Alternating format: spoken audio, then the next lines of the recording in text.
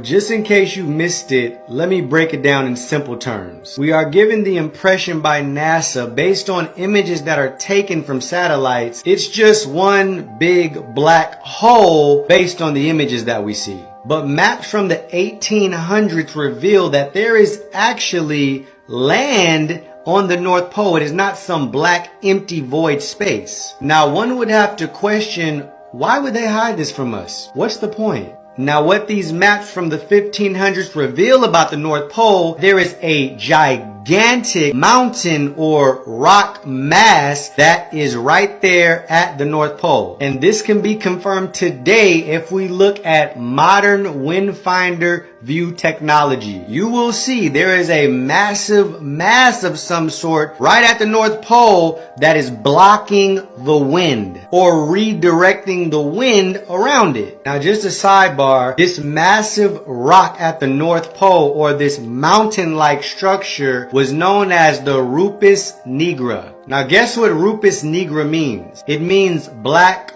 rock. That name Black Rock sounds real familiar. Now this massive mountain or black rock they believe to be is the literal Mount Zion. And based on the book of Ezekiel, some people believe that Mount Zion was right beneath the Garden of Eden, which makes the topic we're talking about so believable.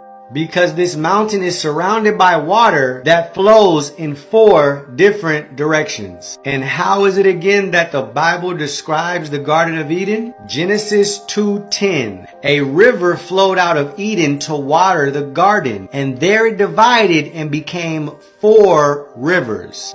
Wow.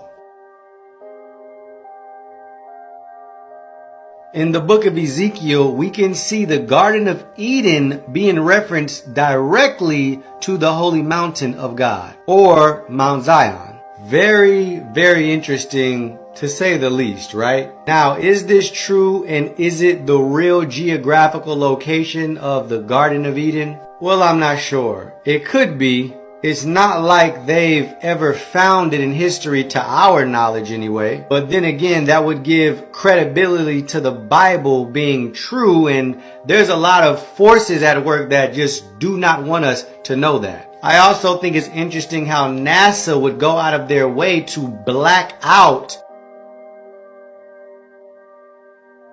Now, what I'm going to share with you guys next is probably some of the most compelling and secretive information about this story. What it will prove to you is that this place, whatever it is, was purposely covered up. And it'll also prove to you who had something to do with it. But I cannot share this information on the social media platforms. This is the type of information that gets you banned, that gets you deleted, that gets you blocked. So you're gonna have to head over to my Patreon page where you can view the full and uncensored version of this video. I'll leave the link in the description.